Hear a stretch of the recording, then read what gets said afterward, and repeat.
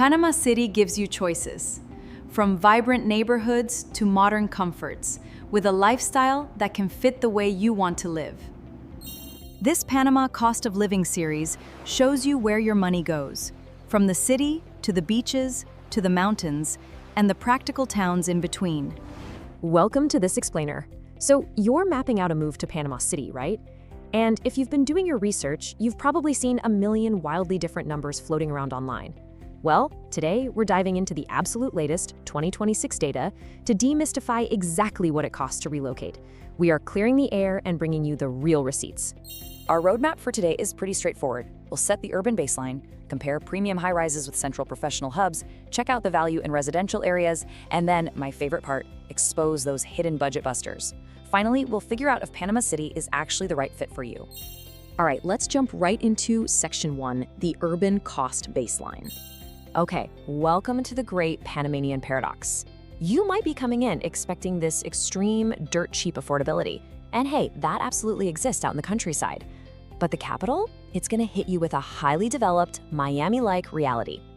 This city is the country's business, medical, and culinary heart, all rolled into one vibrant package. Let's just shatter the always cheap myth right out of the gate. $10,000. Yes, you heard me. If you've got a family maintaining a premium lifestyle, think private international schools, 2 cars, and mostly imported groceries, you can easily blow past 10 grand a month. The ceiling here literally rivals major North American cities. So while it's definitely not the cheapest place in the country, we use the capital as our baseline for one big reason: access. When you move to a new country, your first year is all about reducing friction. Direct access to advanced private hospitals, immigration lawyers, and a really solid metro system, that makes the massive learning curve of an international move so much smoother. Moving on to Section 2, premium high-rise living. Now, Punta Pacifica and Costa del Este, these are absolutely not your budget-friendly landing spots. In Punta Pacifica, a couple might drop anywhere from $4,200 to up to $7,500 a month. Why? Because you're paying top dollar for sweeping ocean views and premier high-rise living. And over in Costa del Este, it's a similar story. Rents easily hover around $2 grand just for a one-bedroom because you're securing wide manicured roads, corporate convenience, and a totally seamless, highly managed lifestyle. All right, Section 3, central professional hubs. But what if you want to skip the luxury tower? Well, in neighborhoods like El Congrejo and San Francisco, the numbers drop pretty significantly. An apartment in El Congrejo can start around $700. You get this incredible mixed local expat vibe, awesome walkability and cafe culture, and you completely dodge that premium sticker shock. You're looking at an all-in couple's budget starting around $2,500 to $3 grand. It's just highly practical, everyday city living. Next up, Section 4, value and residential areas. So if you want a bit more space, Botania offers fantastic budget-conscious living. A couple can comfortably thrive there on $2,200 a month with far more square footage than downtown. Then there's Clayton, which is a bit pricier but offers families premium greenery and quiet streets on the former Canal Zone. But while that extra space looks amazing on paper, there is a major hidden catch to moving out to these suburbs. The catch? It's the car. Lower rent quickly loses its charm when you realize you have to buy a vehicle just to go grab some milk. Add in your car payments, insurance, gas, toll roads, and endless paid parking, and you've just slapped $350 to $700 right back onto your monthly expenses. Suddenly, that slightly pricier walkable city apartment starts looking like a total bargain, right? Which brings us perfectly to Section 5, beware the hidden costs. Listen to me on this one. Never, ever just look at the sticker price of a lease. You've got to ask about the extra fees. Condo maintenance alone can add up to $500 a month just for security and gym access. Need a second parking spot? Boom, that's another $75 to $200. Honestly, some buildings will even hit you with surprise charges just to reserve the service elevator so you can move your sofa in. And then we have to talk about the climate.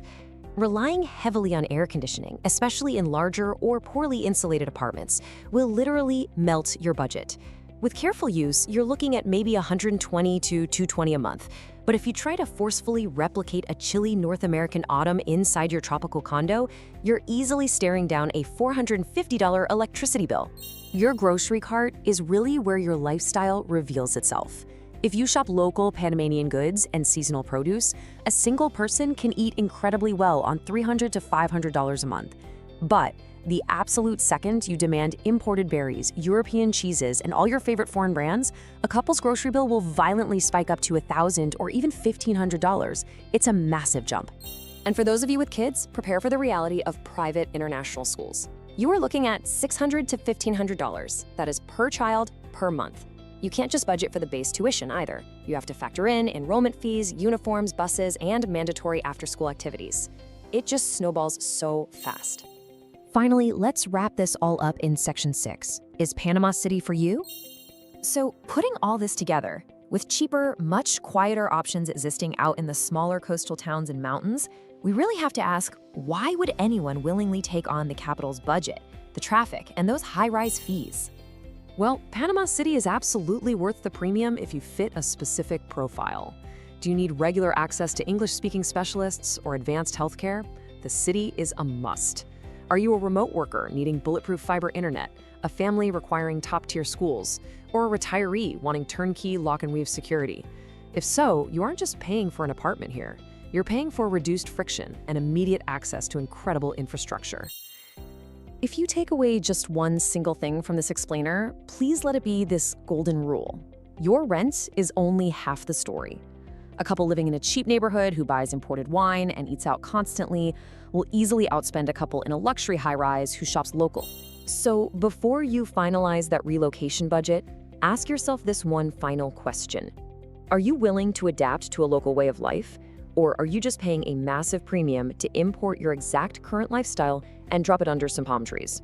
How you answer that will entirely determine your Panamanian reality. Thanks so much for joining me on this explainer, and happy planning. Join iGo Panama, the largest community of tourists and expats in Panama, for access to free resources, our private Facebook group, and our verified directory. If you found this helpful, explore more on iGo Panama. Visit and join www.igopanama.com/join. Moving to Panama, but not sure about the costs?